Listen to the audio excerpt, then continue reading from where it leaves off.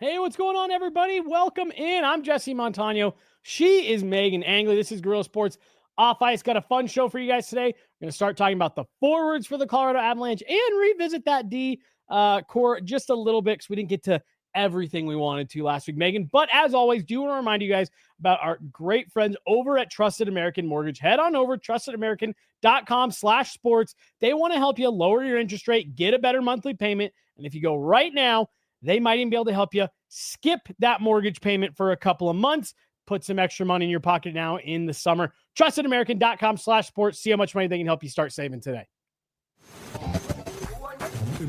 Hello and welcome in. Please do not leave your luggage unattended on the station.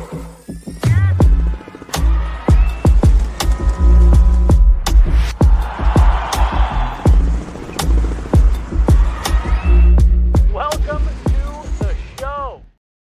Hey, everybody. Welcome in. Jesse Montano, Meghan Angley. We got John behind the glass today.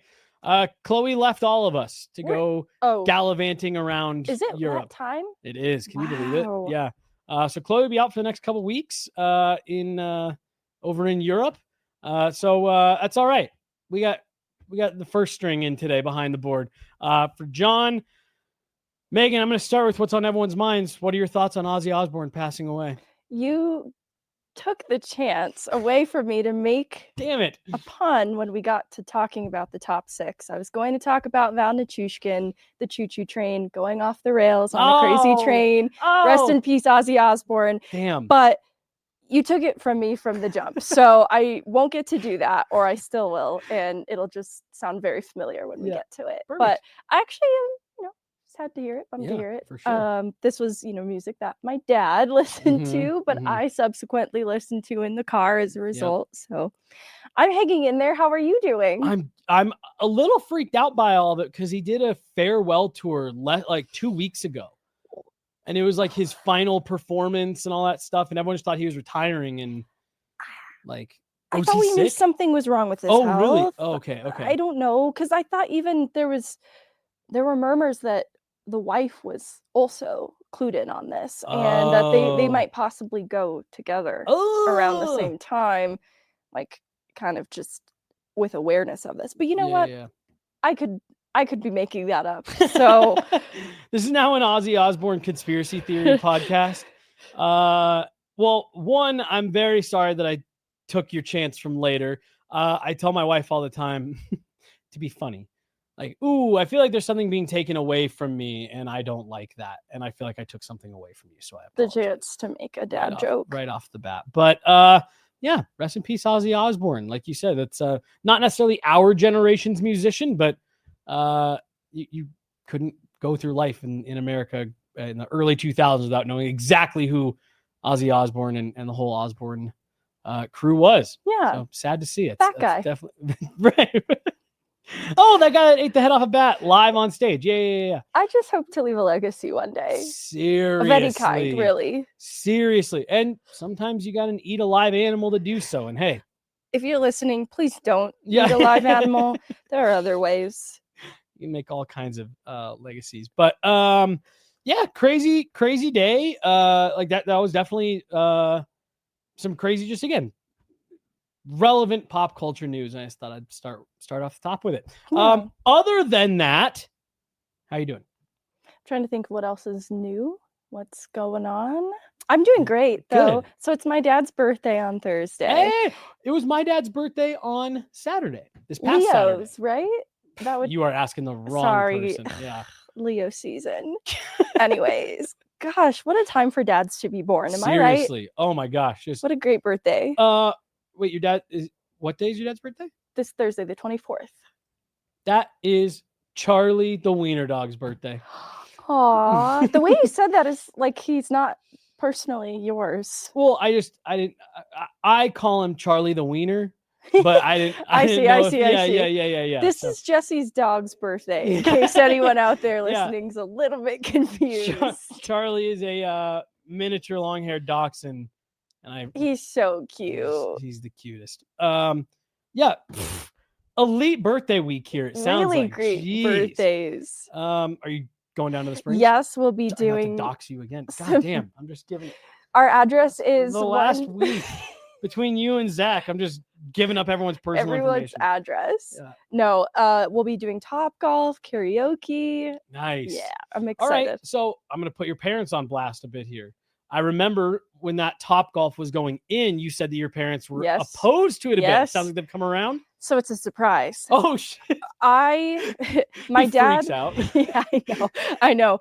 I'm a little nervous, you guys. He's never gone because he's sort of been in protest of it, but he loves golf. Like, okay. we grew up, he tried to, get me in golf lessons, and we grew up, I'd say, golfing together. It was really me watching everyone else golf, really taking it all in, but he hasn't gone in a really long time. And so I think just the, motion of being at a driving range would be really fun for him, even if he's not sure how to feel about Topgolf. At this point, it's there. You know what I mean? Yeah. And it's been there for a while. It's not going anywhere. So he's not enabling Topgolf by going at this point. And I think he'll have fun. So I kind of need to force him into it. Good.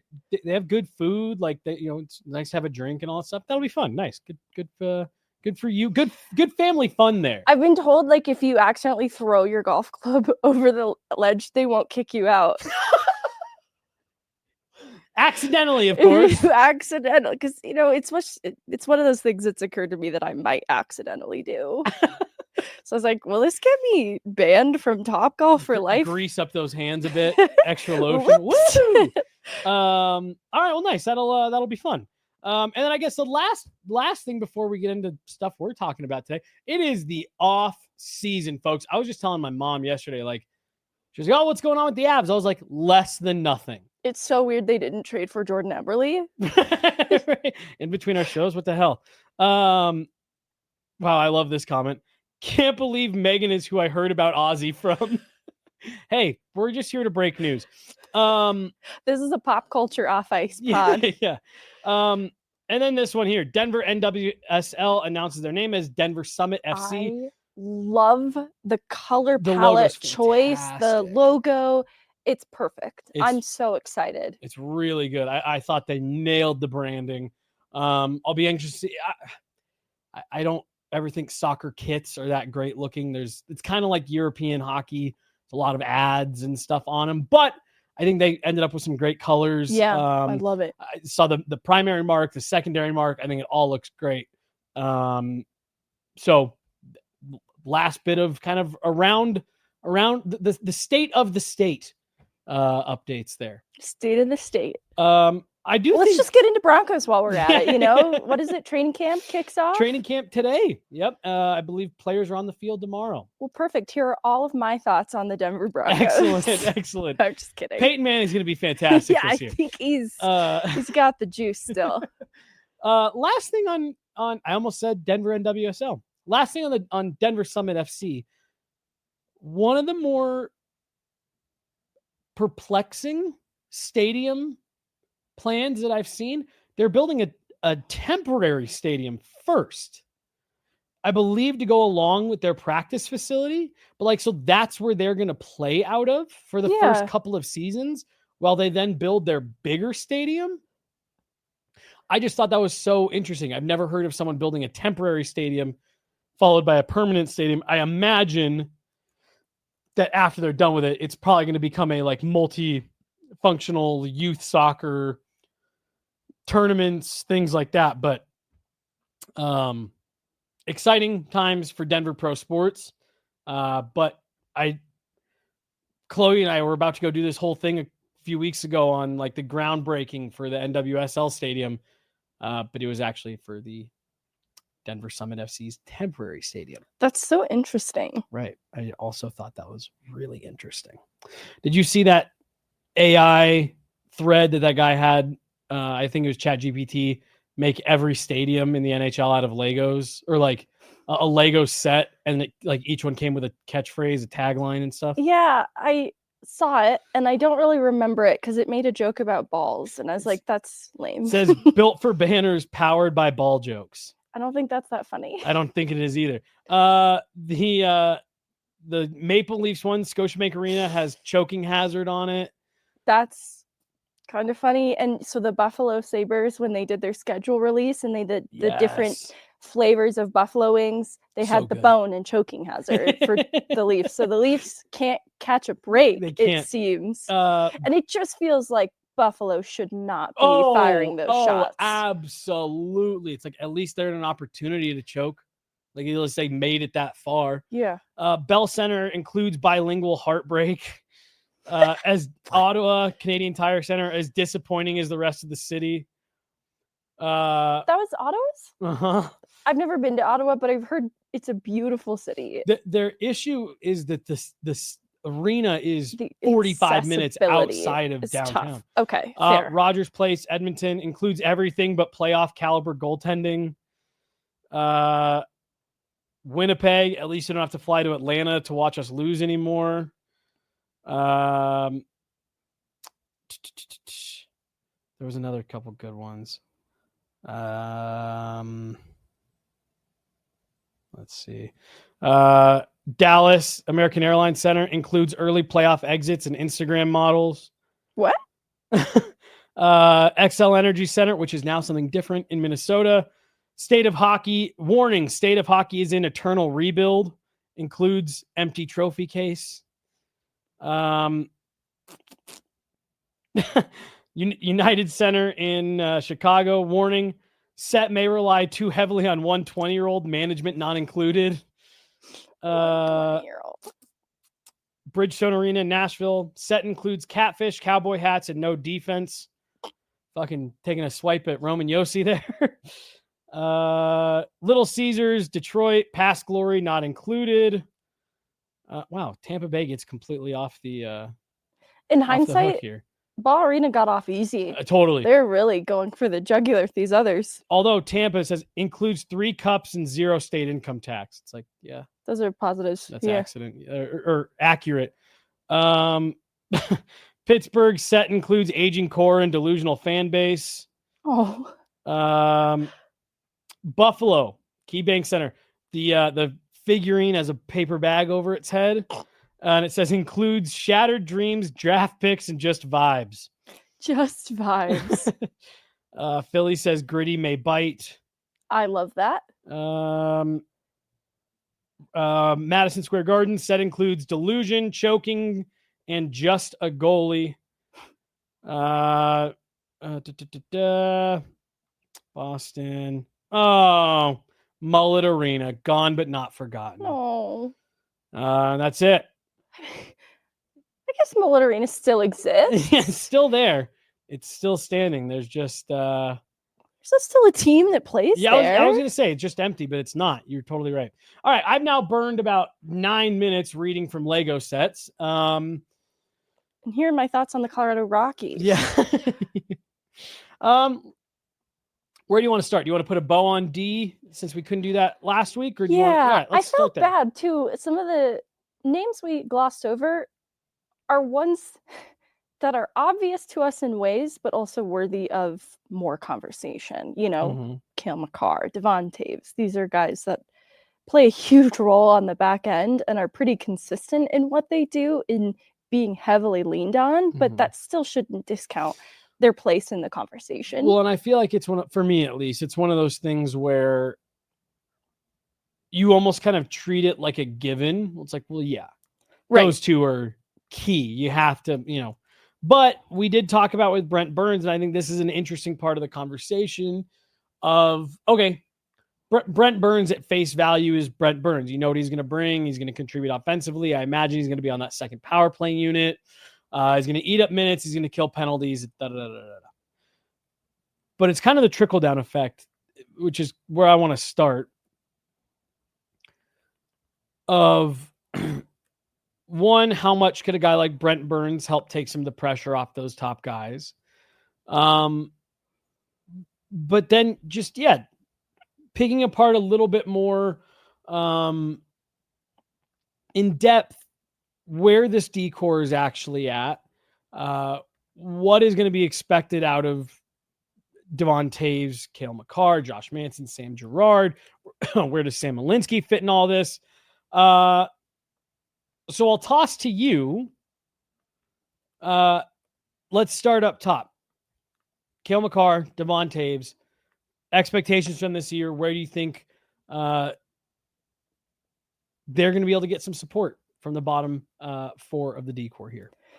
Well, and I'm not necessarily looking at that immediately. I'm looking at Cale Makar, a pretty near complete season after some health injury concerns at the start of the season beforehand, and he still has a career points total that year, and he manages to surpass it while playing a near full season. And so I think that the availability of Cale Makar this last year is something that I didn't want to breeze by too quickly, that he had a pretty healthy year. And that's significant because a lot of the question around Cale Makar is not his greatness, but what does the history books, what is that going to look like in the end? What are we going to read about Cale Makar in the history books? What's the Hall of Fame impact going to be? Because he's on that track. But the biggest thing with the Hall of Fame track is longevity. And so it is so encouraging to see Cale Makar follow up a season where, though he had that career points high, he missed some time, right? There was that worry. It alleviated some of that worry then for him to have a pretty healthy year, have a Norris caliber season, right? The productivity was there. He surpasses it now, 92 points in 80 games. I think that I wanted to ask the question, pose the question of, what is Cale Makar's ceiling? Have we seen it yet? Has he peaked? Or did he just round this corner around this injury concern and is back on track to continue elevating his game from here? Megan, I actually think that I don't think we've seen Cale Makar at the height of his powers. He's still only 26. It felt like those first couple years, he was always a little bit older than what you thought because he did take the 2 years in college. But now it feels a little bit like he's kind of settled back into that. Oh no, he's not 28, 29, pushing 30. He's 26 years old. I think, assuming health, I think you could see him take another step this year, and maybe even a couple seasons beyond that before you kind of start getting to that, like, okay, this is probably the peak of the best he'll ever be. And then, it becomes a question of longevity. How long can you stay there? What does that decline start to look like? Can it be a little bit more evened out? But for me personally, and I believe Nate said this near the end of last year, I think we're still seeing the climb for Cale Makar right now and what he's ultimately going to be capable of it at the height of his powers in this league. I think in looking at his possession numbers, which are always highly favorable at the end of each season, the Corsi 4 percentage 5v5 for Cale Makar proportionate to his games played, which 80 games is the most he's played in the NHL to date. It's the best of his career too. And so I think that the consistency that he demonstrated in this year also demonstrated the way in which his game is just becoming that much more well-rounded.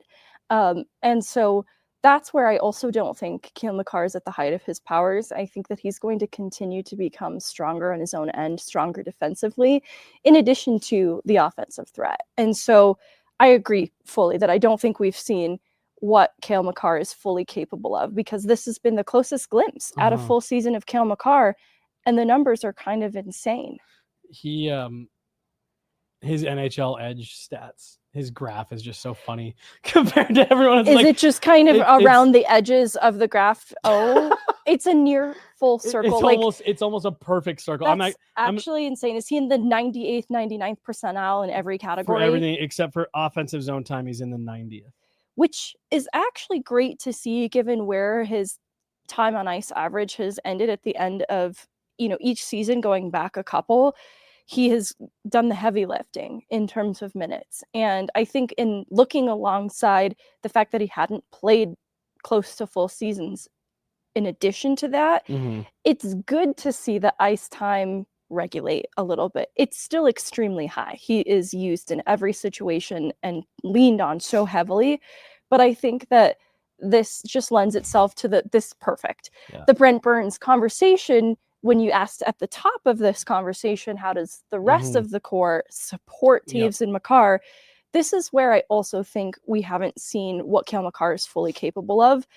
If he can be unchained from a few of those PK minutes, over the course of a season, that probably helps his body to feel a little bit better at the end of it all. And it frees him up to be more Cale Makar offensively. Mm-hmm. And I think, too, it allows him to really dial in the details defensively, too. Like, it still means a commitment to the details in his own end and continuing to be well-rounded there.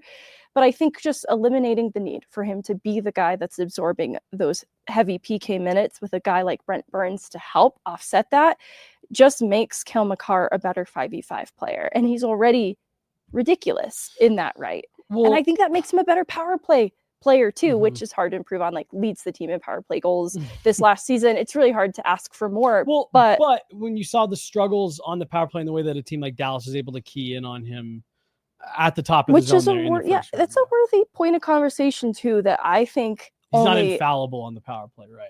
No, and he's not infallible generally, right? Like there is a game plan that can really counter what Cale Makar does well. For example, he's vulnerable on exits, breakouts. If he is the lone person, he needs the support of a player like Taves, who is very good at that, to help support him on the breakout. And so that's one like small thing that he's good, not great at, that I can see him just continuing to improve on. But that being said, I think a player like Cale Makar walks away from the result of the exit from the playoffs this last year, and he's going to be digging into the why behind it, why it didn't work. And I think he was starting to, as that series wore on, I think Cale Makar was starting to break through some of those challenges and the way in which Dallas was able to counter him, that I also think we see a different version of Cale Makar coming out of camp this next year that is kind of hungry and angry about the way things happened against Dallas. Yeah, and I think the way things happened is a great call out there. It's like they didn't lose, they lost. They didn't just lose and what. It was the way everything went. It was the way some of their top guys, got. And I hesitate saying that because Nathan MacKinnon still dominated that series and was the points leader and all that stuff, but the way that Dallas was able to effectively, have an impact on Colorado's top guys, including Cale Makar. So I think that's a good call out. But, that is I want to shift the focus to what you're talking about of are the Avs building this D-Corps in a way that's meant to be more supportive and take some of the burden off of a guy like Cale Makar, because as impressive as it is, and it's a reason why he's got 2 Norris trophies, that he is as good as he is on both ends of the ice, as leaned on as heavily as he is for minutes, special teams, all situations really. Can you bring in a guy like Brent Burns, lock down a guy like Josh Manson, and steady this back end a bit to where you feel like you can spread those minutes around a little bit more, and that you don't have to be living and dying by Devon Toews, Cale Makar.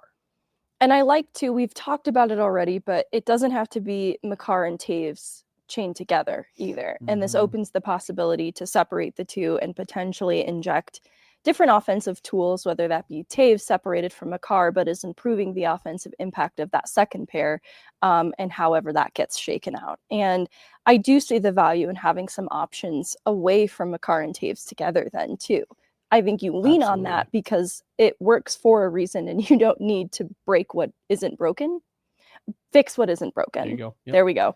But I did want to talk about Devon Toews too, shift gears to his ceiling in Colorado, because at this stage in his career, he's getting a little bit older, 31, just finished his first year of that 7-year contract extension that he signed with Colorado. And I think it's important to remember that there were significant periods of this last season that he wasn't at 100%. And so even though he finishes with 76 games, you knew he was playing through something for a little bit of this season. And when you look at his points per game rate over the last couple of seasons, it's just minorly gone down to include this last year, but by such an insignificant amount, I would say, given that he was playing through some kind of injury, that I'm curious to see what kind of a year he responds with then, because I actually don't think he's at the stage in his career where it's at a decline. If anything, it might start to level out. But this last year, I think, was a little bit of a downturn because he was playing through something that I actually expect a little bit of a bump in Taves' year next year. 10 goals, 34 assists, 44 points in 76 games. They're not terrible numbers. I think a 40-point season is not only easily within reach. He had 50-point seasons before that. I think he gets back to hovering around the 50-point mark easily. And, with the same way that a Brent Burns can help elevate the bottom line in terms of minutes being better distributed and being able to focus then on these guys in more offensive opportunities and not having to lean on Taves in it as well on the PK. Does that make then the production just a little bit of a bump, a spike? I'm not going to get unrealistic, carried away with it, but I think it's very feasible that he has a bump from what we saw last year. Get back closer to that 55 to 60 point range. Well, and Taves, to your point, and you can chalk a lot of it up to dealing with injury, et cetera, et cetera. But he definitely just had uncharacteristic stretches last season, in my opinion, where we were watching him for 1, 2, 3 games in a row where it's like Devon Taves is the guy that doesn't make mistakes, right? Like that's kind of been his hallmark here going back to 2020 of like just solid, doesn't make mistakes, always in the right spot, stick always in the right spot. And I felt like there were times last year, like to your point, turning the puck over, not in the right spot, just uncharacteristic, that I think he got back to closer as the year went on. He felt a little bit healthier. But again, like this is another guy that I look at, and you were just making this point there at the end of, was he being overextended? And you're never going to get Cale Makar or Devon Taves to say, yep, I'm being asked to do too much. Like they're just going to go out there and do it. But it was a guy that was being maybe a little bit overextended, having to play, just a few too many minutes. And I know we joke about that second power play unit doesn't play a lot, but can you put Brent Burns there? And can that suddenly be one less meeting Devon Taves has to be in?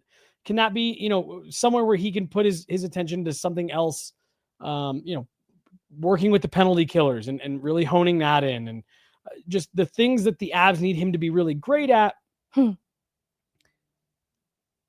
you build this D-Corps a bit in a way that supports Devon Taves being able to be the best version of Devon Taves he can be? Because I'm with you. It was uncharacteristic at times last year, and you do have to wonder, is that he's having to do too much? This D-Corps just isn't up to where it was a few seasons ago, and there's a lot being put on him and Cale. And, we pointed out on the show, whatever it was, 2 weeks ago, that was something that was a little bit under the microscope for the Avs as things got tight in that playoff series. Was there too much being put on that top pairing in all situations? And can you start to spread that around a bit? Right. The question of, are there some circumstances where they actually might be better separated from one another because they have tools that can better support parts of the D-Corps that needs it even more? Mm-hmm. And I think that was true in the Dallas series at times. And I fully agree that I think Taves had what appeared to be a little bit of a step backwards this last year, and you could chalk it up to injury. And so I expect 2 steps forward from him this year. And, again, it's a 31-year-old player. I'm not expecting him to suddenly have a career year, but this would be great to clip and go back to when he does. So I'll be so happy for him. Yeah. I don't think it's out of the realm of possibility, but to your point, yeah, you just want to see him get back to that level. Olympic year 2, so a lot to play for. Yeah. He cares a lot, so like this big extension for him, I don't think will ever be justification for him to lay back on his heels and not give 100%. So that will never be a concern for me. If anything, I think this year 1 didn't go into this, new contract in the way that he would have hoped. So I think he'll come with a little bit of his own internal motivation and hunger as well. Where are you at with Sam Girard? Okay, Sam Girard, I feel like we glossed over him. This is a player that I don't think has made the offensive impact that he is fully capable of, especially in this last year. Let me pause you real fast. Just an interesting comment just came in. I thought Makar in an interview after the season said he was not playing with an injury, but I'm not sure I believe it. I don't think Cale Makar was dealing with anything that he would consider like, oh, I was playing through this. Cale also has a lot of that mentality of like a lot of guys are playing, everybody's playing through something, so I'm no different. I wouldn't say Cale was playing through an injury at any point, but everyone's got stuff that bothers them. People were pointing out in the playoffs, his hand is taped. That's what's wrong. His hand is taped. His hand was taped all year. Yeah, all big tape season. guy, big time tape guy. So again, I'm not saying that the tape on the hand is nothing, but that's something he dealt with all season. So I don't think it was anything really crazy. I would agree that if there was any sort of bump or bruise, it was minor. And I really do return to Dallas having such a calculated way of shutting him down that was very effective. Now, it's something too that I think he can work through now that he's seen the way that a team will attempt to shut him down. I think there are ways around it, especially with the support of other players. But I really think that's what it was, because when you look at the intention behind what he was doing, the process behind what he was doing, the chances that he was creating, especially as the series wore on, it just got better and better. He was being stopped by some pretty good lane coverage on behalf of Dallas, and Jake Oettinger was playing extremely well. And so between both of those things and the way in which he would like to create and where he'd like to create from inside the offensive zone was being keyed in on by Dallas so heavily too, that I think there was a level of predictability that Cale Makar will need to overcome too in diversifying some of those options with the help of his teammates too. And so that goes back to more movement and a little bit more deception from everybody on the ice at once, Cale Makar included. And I think that's something that everyone's watching a lot of film on this summer. I also have to point this out. I'm not saying that you if Jake Oettinger is playing 5% worse, I don't think there is any conversation about how Cale Makar struggled in the first round. The grade A opportunities that he was robbed on at least 10 times across the 7 games, at least 10 times, if not more. You know, that's where you just tip your hat to Jake Oettinger. He was making every big save on Cale Makar, out of the top of the crease, aggressive. So I do think there's a portion of that too, that if 20% of those high danger chances that Cale had hit the back of the net, I think there's a little bit of a, one, they probably move on. And 2, I think there's a little bit of a different narrative around the postseason that Cale had. 1,000%. Because when we do get to our top 6 conversation, that is 100% the case with Artturi Lehkonen and my evaluation of his postseason play. Yep. This was a player that was 1v1 pretty much stopped by Jake Oettinger in terms of the impact he could have had and should have had. Cale Makar shot at 12.2% in the regular season, 3.8% in the playoffs. That's a pretty big gap. Yeah, it's an anomaly. Yeah. For a player who just came off of a career high, you know, in the regular season, and just every metric impressive. You saw the NHL Edge stats, just every area of Cale Makar's game tremendously impressive. And then the postseason just doesn't have an impact on the score sheet the way that you're used to seeing, though there are still analytics that are favorable to Makar. 100%. Sorry, I fully derailed us.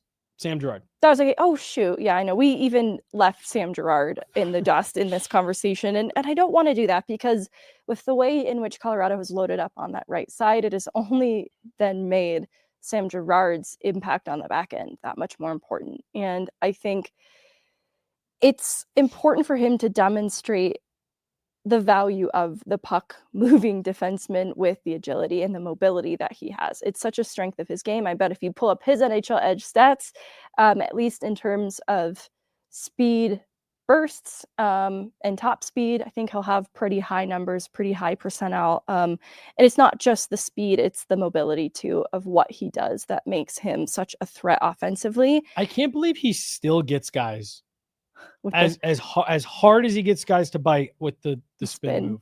It's crazy. And that's how, honestly, to his credit, how hard to counter it is, how well executed it is. And so beyond those tools, I think offensively he is more to give than we've seen. You know, I think the last 2 seasons with an asterisk by the one before it, right? He entered the player assistance program and missed some time.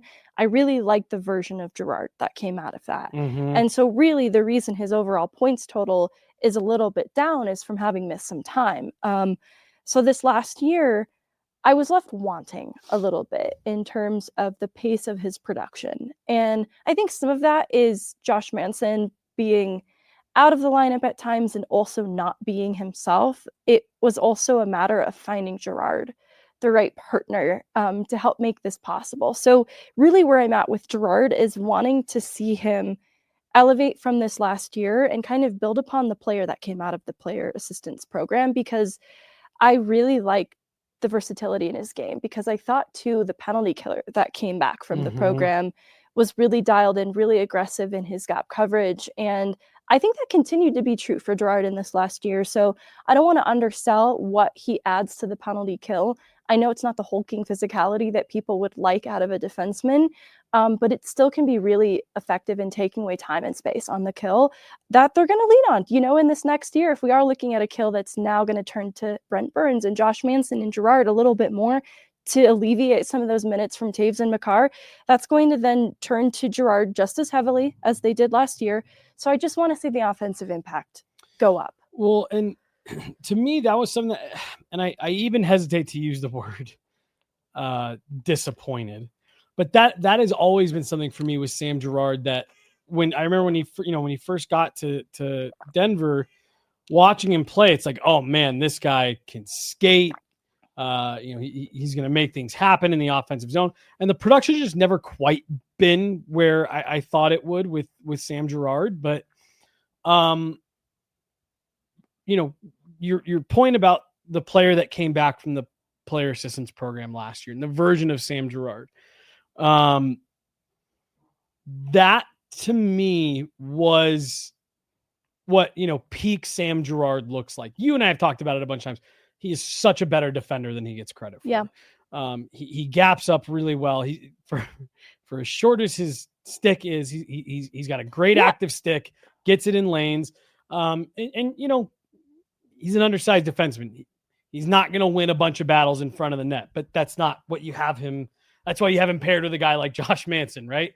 So you live with the lumps of it. But that was what I liked so much about the player from last year. It's like, yes, this is the well-rounded, great skating, good puck moving defenseman that the Avs were hoping for. And I thought, okay, this is going to get confusing. I thought he was better this season than he was 2 seasons ago. I'd agree. I think he's more well-rounded. I agree. But I thought this season was a little disappointing relative to how he finished last season. Yes. If everyone's stuck with that. And yeah, if he can give them closer to what he gave them at the end of last season, I mean, that's a true number 3 defenseman. And as we've talked about, probably a top pairing guy for several teams around the league, but he was effective. He was efficient. He was moving the puck quickly. He was making good reads, standing guys up at the blue line, keeping guys to the outside. He's like I said, he's effective at getting in lanes. And I thought that was a lot of what we saw from him at the end of last season. In spurts this year, for me, it's the consistency. Can you find what you had at the end of last year? And can you do that for 70 games? Assuming health. I think if he can do that, I think the production will come. And I think, what you need from him on both ends of the rink will be there. I want to see more consistency from Sam Girard. Yeah, offensively, because honestly, defensively, I think there's a lot of consistency. And I want to see more consistency 200 feet, I guess is what I should have said. And what I'll add to that is when everybody is playing their role to expectation, it makes our evaluation of Girard a bit different. Girard not being the menacing net front presence matters a little less if Josh Manson is being that. And there were periods of time where Josh Manson wasn't. He was not making great decisions with the puck. And I think that he wasn't always sure who to commit to in terms of his assignment. And that would leave gaps in their coverage in the defensive zone, gaps that Sam Girard wasn't quite equipped to handle, you know?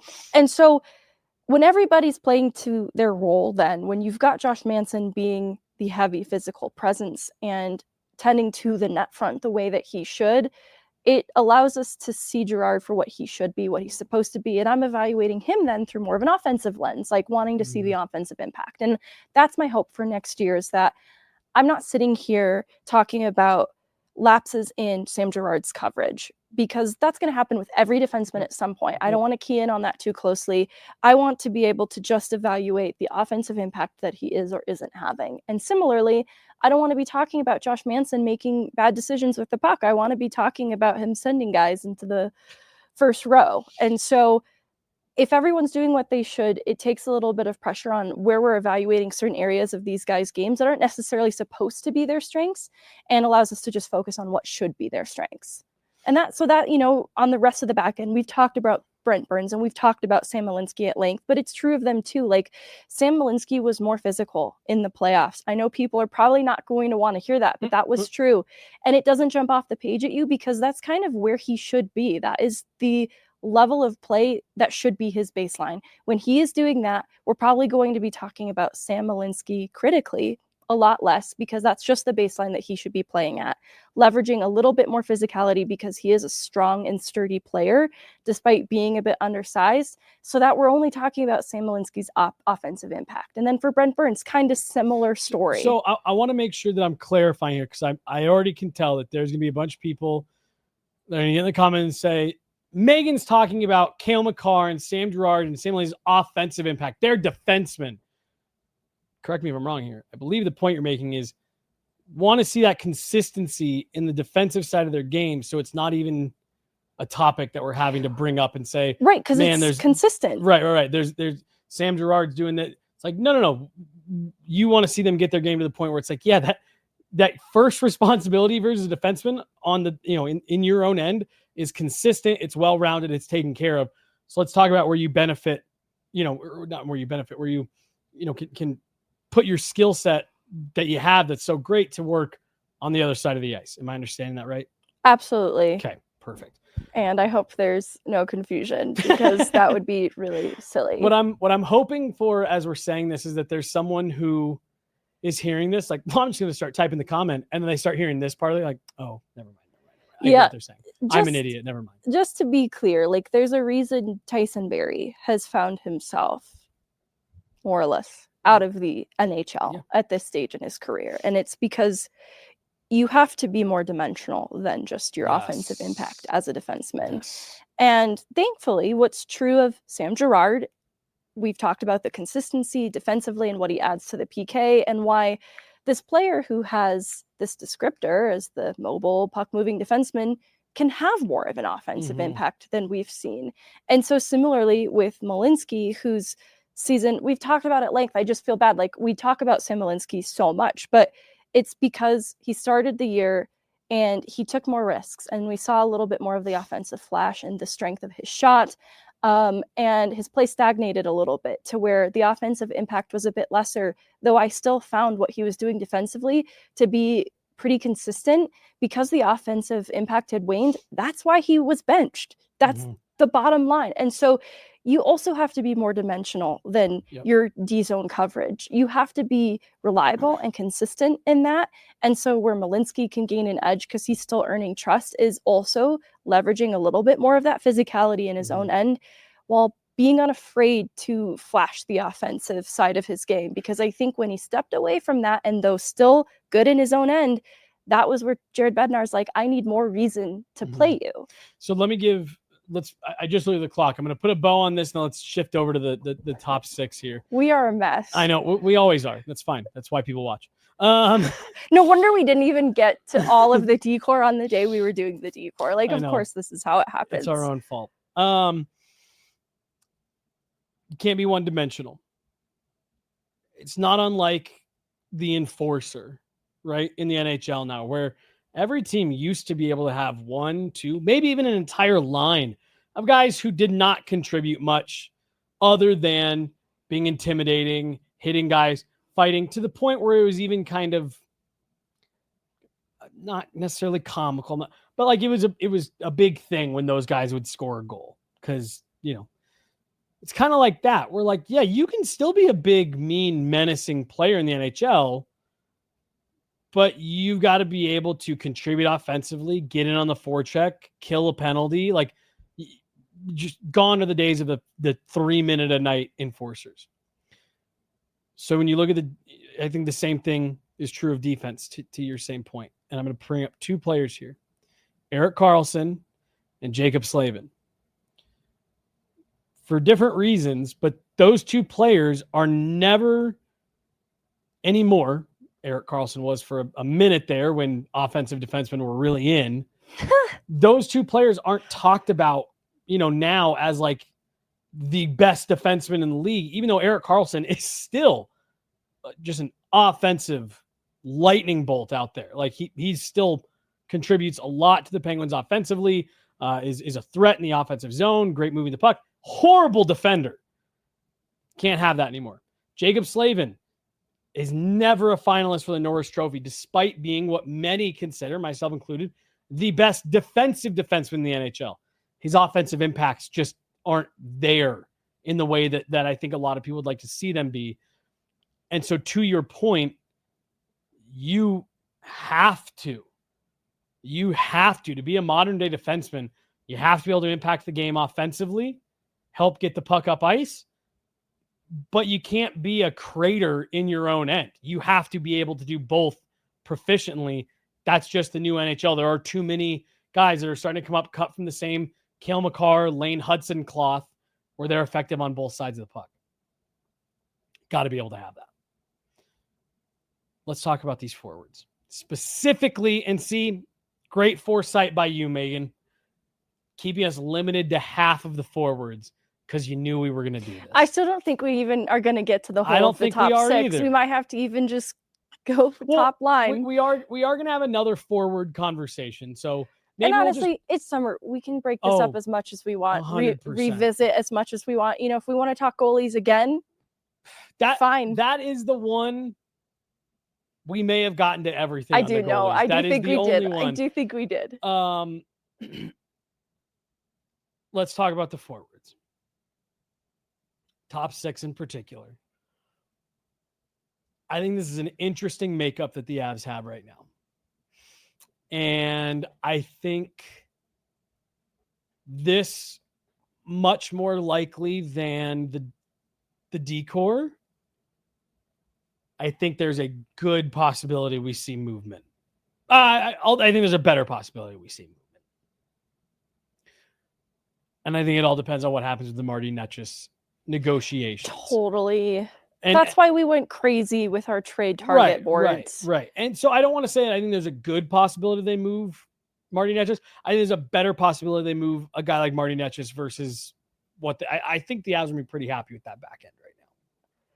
I think so too. And I think they run the risk of a hole too big to fill with anything comparable or better if they move out any one of those pieces, because I think they've got players like Gerard and even what they've just signed Malinsky to on affordable contracts that are hard to beat. So if you are moving out any of these pieces, you need to replace it with better. And it's hard to get more affordable for the quality that you have in the back end right now. So I'd be very nervous unless the return was better. Oh, I thought that said Canadians got McTavish. I was like, oh, well, fuck. I think everyone wants it on McTavish. Well, and to your point, I got a text from someone over the weekend that said they didn't think he would be a good cultural fit with the Avs. Well, I'll beat them up. Zach. Just kidding. I'm just kidding. I don't think it was Zach. No, it was someone from the league, not from the NHL, but like it was someone that is around, and they said they didn't, but I don't know. I'm still in on him. The other issue too with potentially trading a guy like, let's just pick on Sam Girard because you're not trading Josh Manson now. Is you're already out of balance, lefties, righties. Totally. And moving on from a lefty that's on a good deal to try to bring it. Yeah, I think that if the Avs are going to make a big swing trade between now and the start of training camp, which I am not, is far from a guarantee, I think it would be a Marty Netschus guy reshaping this top six again. Yeah, which is interesting because as we addressed in our trade target pod, the bottom six, middle six, is where there's maybe some nerves, some concern. But where they have the most ability to transform the roster, I do think lies in that top six. And it is because of the uncertainty of Marty Netschus and his next contract. It's not because I feel the Avs are motivated to move on from him. I actually would love to see what another full season of Marty Netschus is capable of in Colorado. But they don't want to run into the situation they were in with Mikko Rantanen. Yeah. Well, and we talked about it right after the playoffs, but I don't know if we've given enough air to it since. From my seat, I have not been told this by anyone. From my seat, Megan, Marty Netschus did not look like a great playoff fit for the Avs. And that was the caveat with a player like Netschus coming over from the Hurricanes is like, yeah, this is a zone entry machine, got great speed. He's another righty. He kind of gave a really interesting dynamic to him and Nate for a lot of the regular season on the power play. But then we saw a guy in the playoffs that I think you've pointed out, like he looked confused because he was a player who was criticized for shying away from the physicality, not getting to the difficult areas, not penetrating the middle of the ice. And it looked like he was maybe trying to overcompensate at times for that and doing stuff that was out of character. And so I don't know, you could look at that one of two ways. One, saying, all right, well, he's clearly moldable. He was trying to do what the Avs wanted to do. A full season might be good for him. Or you sit there and say, this guy isn't going to be able to play Jared Bednar hockey at the toughest time of year. I personally feel that would be premature because I still go back to that evaluation of a player trying to be receptive to that feedback and implement it in his game in kind of a confused way. Some J-Fresh numbers going into the playoffs, he was below the 50th percentile in forecheck involvement. And so I think there was extra concern given past playoff performances and going into these playoffs with his involvement on the forecheck being a little bit down from what you'd like to see. That is Jared Bednar hockey to a T. That there was feedback. We need you to be on top of pucks. We need you to be battling for them. And we need to see that physicality effort. And so I think he tried to implement that in his game. And it took away then from some of the offensive instinct. I think out of fear of making mistakes, he was more reluctant to lean into that. And so I think that he was hesitant with pucks in terms of passing them off to his teammates. And that eliminated really good options. In those first couple of seconds in dusting off the puck for a second too long, he lost out on options. And then in not skating the puck through traffic, which the toolkit that was the number one for me. You just described in terms of his entries and the speed, that is a strength of his game, and getting the puck to the dangerous areas and being able to protect it through traffic, I think are strength of his game that we didn't see, in part because of a player, I think, that was afraid of making mistakes. Anyways, we've talked about that. We've unpacked that a bit. All I see is a player who has the right intention behind what he's doing and a really fabulous toolkit. And so, he comes off of the tools are unbelievable. High. Yeah. So 83 points in 79 games, splitting the seasons, 28 points in 30 games in Colorado. That point production is obviously valuable, especially in trying to replace the production that Mikko Rantanen added. And his role was, beginning to diminish a bit in Carolina. I think that he was falling out of favor of Brind'Amour hockey, and it just led to his role being a little bit lesser at times. So for him to have been on that trajectory in points in Carolina ahead of the trade, with even a little bit of a lesser role, come to Colorado back in a more elevated role, and you see the production kind of match that. That just leaves me wanting to see a full year of Marty Netschus in Colorado, to include the difference he had on the power play immediately in Colorado. It was something different. And I think that's what was lacking in the playoffs is it was so predictable because the Avs power play was what everyone in the league has known it to be for the last couple of years. The addition of Marty Netschus and some of the variability that he added to it in the movement and the rotation that he offered to that top unit, they didn't use that in the playoffs as much as they could have. And so I just want to see a full season of all of this with Marty Necas. So here's the question, though, because I don't necessarily disagree with you. I do have some concerns about the. I agree with the assessment of like that looks like a player who's eager to learn and break that mold a little bit and do things a little bit different. I do worry about his overall style of play. But here's my question for you. RE wanted to see a full season. At what cost? Are you either it be what would you be? I'm going to put you in the position of being Chris McFarland. What would you be willing to pay him? And are you willing to risk going through this season of let's see what happens? What kind of player is he with a full season under his belt? Would you be willing to risk walking him right to unrestricted free agency and letting him go for nothing? So while I don't necessarily disagree with wanting to see a full season out of a guy like Necas and what he could bring to that top six, playing next to Lehkonen and McKinnon, where do you draw the line money-wise? Because that's going to be the biggest problem with all this.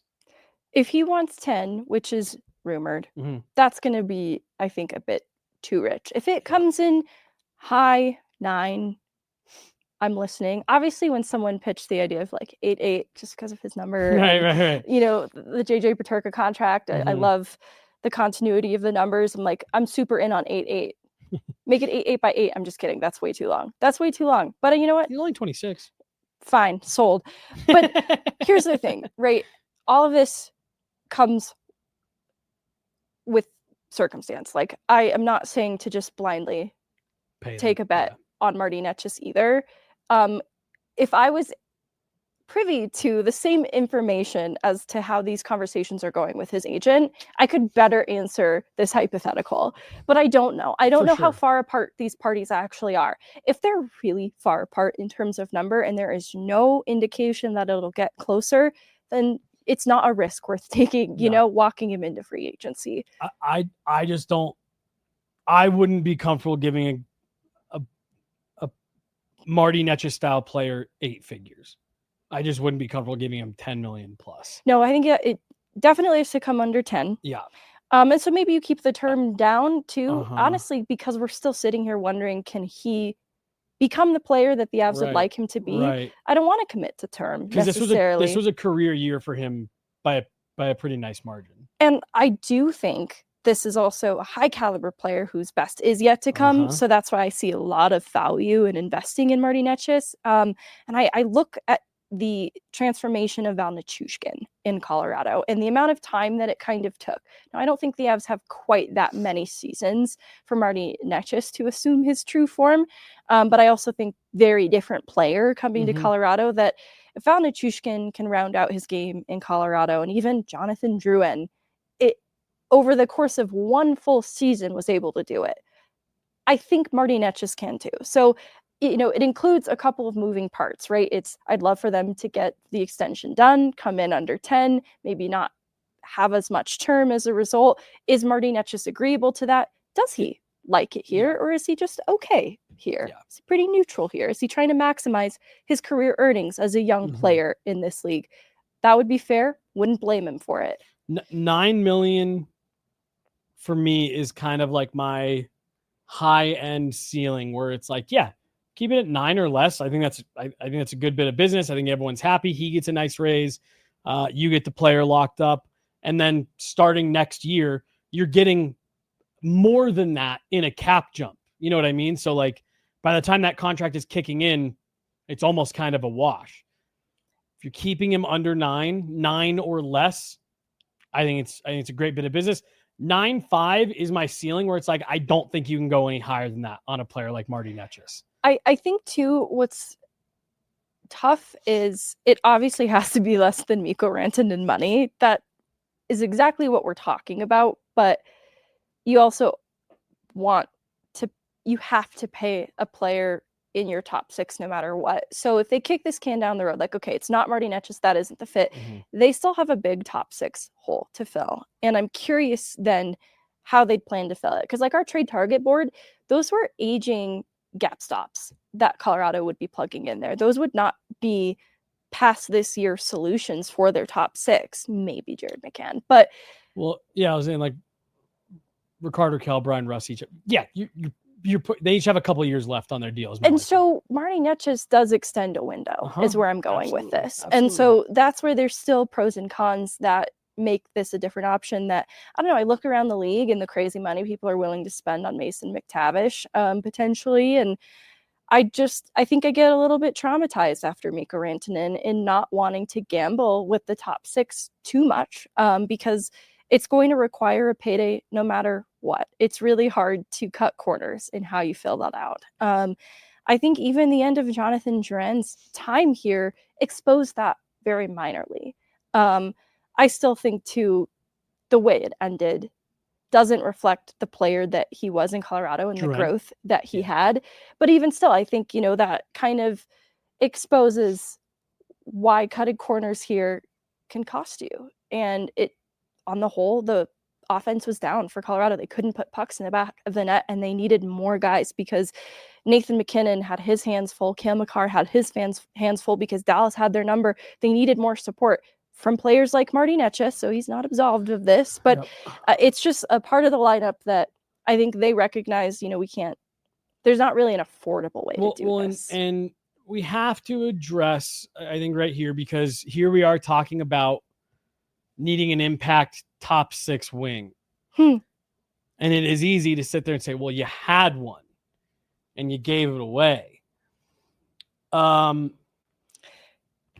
I do think that is, even if just optically, and I know the Avs don't run their business based on optics, but like, it's part of the reason why you have to get a good deal on this Marty Netchus contract. If it comes in even close to that Mikko Rantanen number. No, come in under 10. Yeah. And then we're in business. Yeah. If it, for whatever reason, I don't think it would. If it comes in on 10 on the dot, you know what? I'll eat it. No, I'll eat it. It would really depend what the term is for me.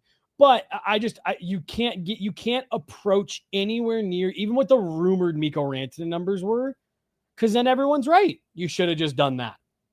And you should have just stayed kind of thin for last year and then, taken the cap jump and da-da-da-da. I don't think it will. But the whole point of them making the Mikko Rantanen move was, what were the first words out of Chris McFarland's mouth? We weren't deep enough. Right. You have to get Marty Netchus secured at a number that allows you the flexibility that you made the trade for.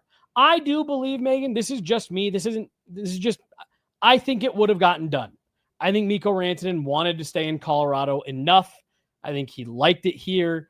I think him and his girlfriend? Fiance? I'm not sure if it's fiance status, partner. I think him and his partner. I think they had roots here. I think he was extremely close with teammates, friends. I think at worst, this would have become the Gabe Landeskog situation where it comes down to the 11th hour and a deal gets done. I really do think that would have happened with Mikko Rantanen. But you made the move because you said, even if that happens, we're not deep enough and we aren't good enough to win a cup paying this much money at the top of our lineup. I don't disagree. But now you've got to, that plan's got to bear itself out here, right? Like, we're not talking about the bottom 6 today, but there's a lot of work to be done there still. Like, right now, you are not in a much better place than you were last season in terms of forward depth.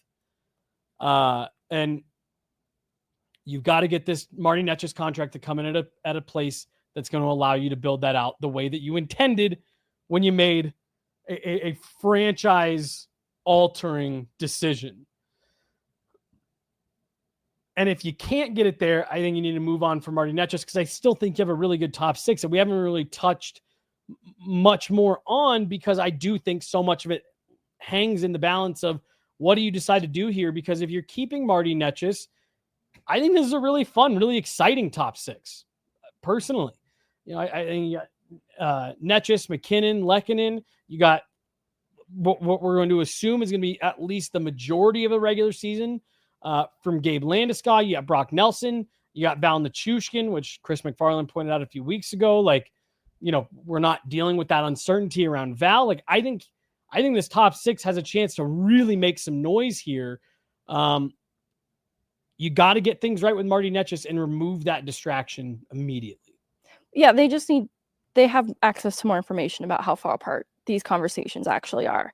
But they need to get clear on what it is. And I'm comfortable under 10. Not sure about 10. I know a second ago I was like, I'll eat it, I'll absorb it. I got nervous as I said it. I know I did, but it's because with Brock Nelson's contract, which I think is completely fair, but I hoped they would be able to get it for a little bit less. So I think Brock Nelson's contract will become a contract that ages well, just in seeing the center market and the desperation of other teams, what they're willing to pay.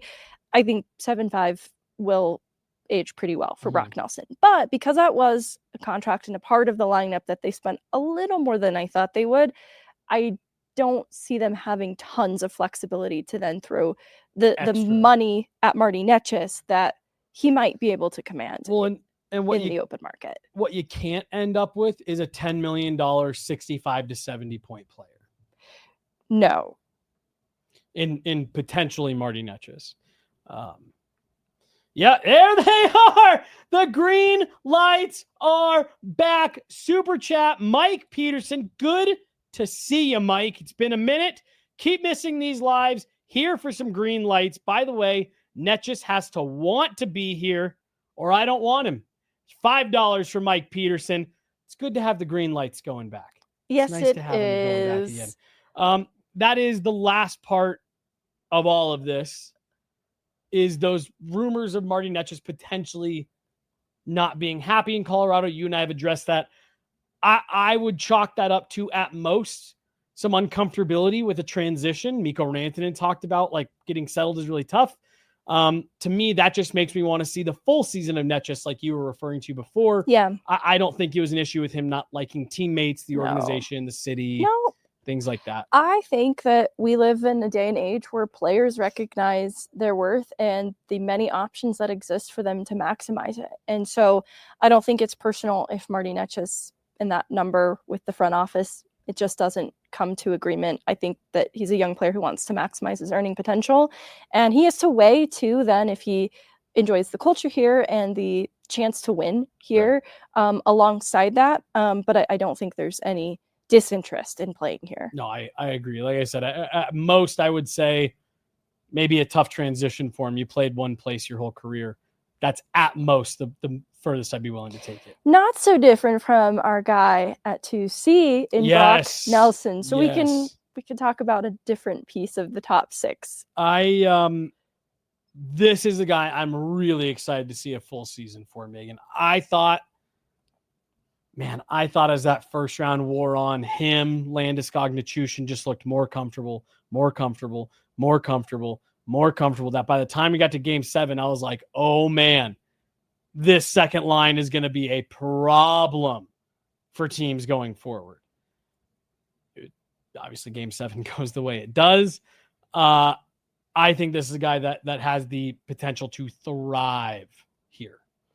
I think that people underestimate what a natural goal scorer Brock Nelson is, keeping in mind he was going into his 12th season with the Islanders, and it's all that he's ever known.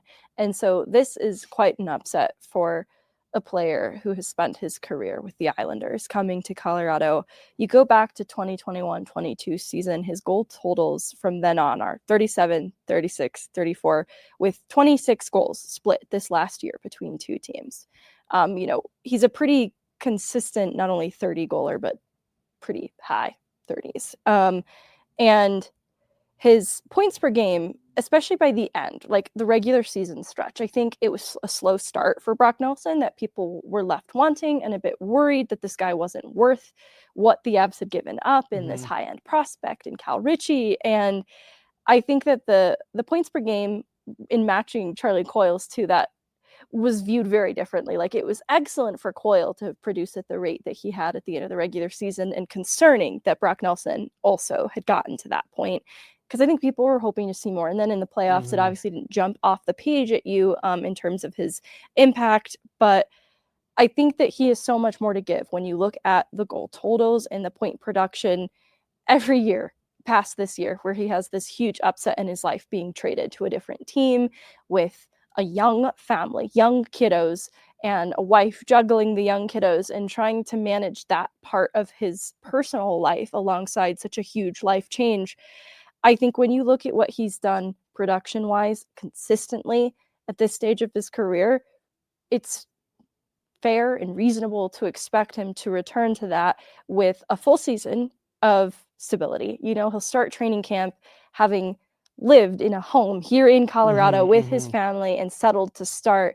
And I think that's a much better place to start the year than coming into Colorado and being dropped into this lineup. Because you're absolutely right. I think that we talk about how they got longer down the middle. And I think that his size, his reach is what allows him to also be in the top 20 in takeaways of this last season. And so I think that the two-way player that Brock Nelson is, we don't talk about quite enough, alongside one of the best two-way players in Gabe Landeskog, who's, he's getting his feet back under him. That's why you saw the possession numbers just completely jump when Landeskog was added. But some of that is what Brock Nelson naturally does very well too. In addition to being a natural goal scorer, I think that he is a really smart player with a good instinct defensively, and there's so much more to give offensively than we've come close to seeing.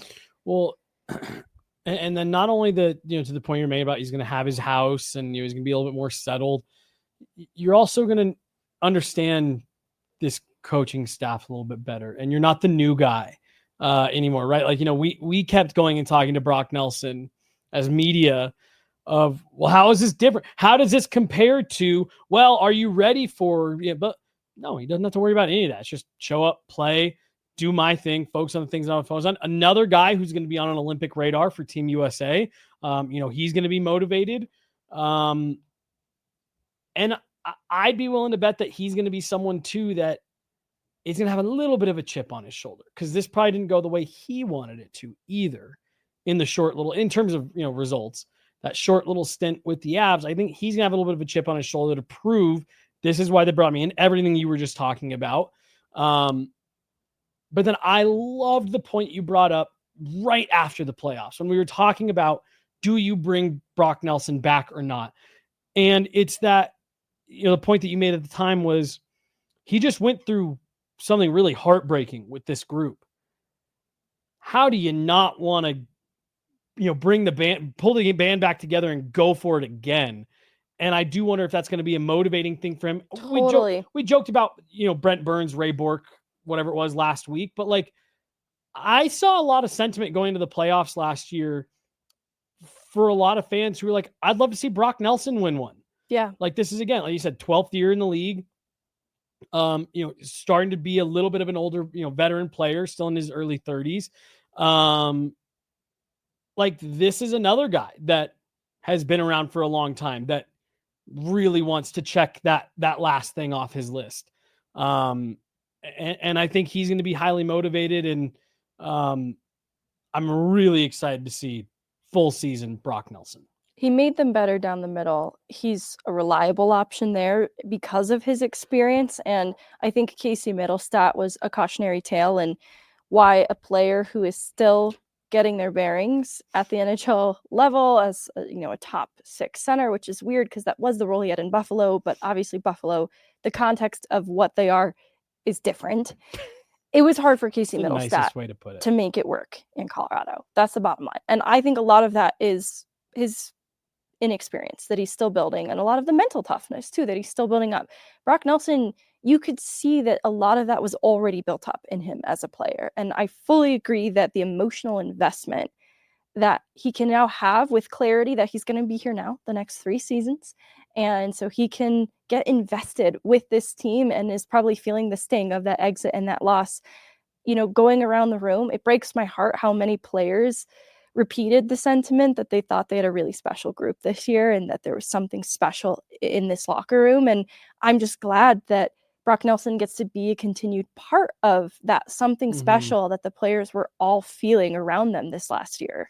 And then just a reality. It's not fair to Brock Nelson, but you gave up a lot for him.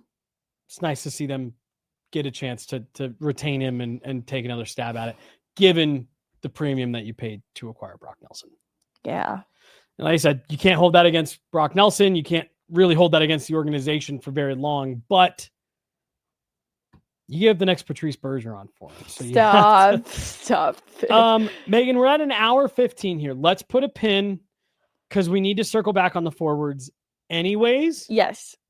And I think those Marty Netchis, Brock Nelson in particular, I mean, they're the variables this season, right? Gabe Landeskog, yes, he missed that, but he's back. Nathan McKinnon, Arturi Lehkonen, Val Nichushkin. So, like, those are some known quantities. I think there's some expectation setting that, we can kind of talk through that those guys are going to do for themselves this year. But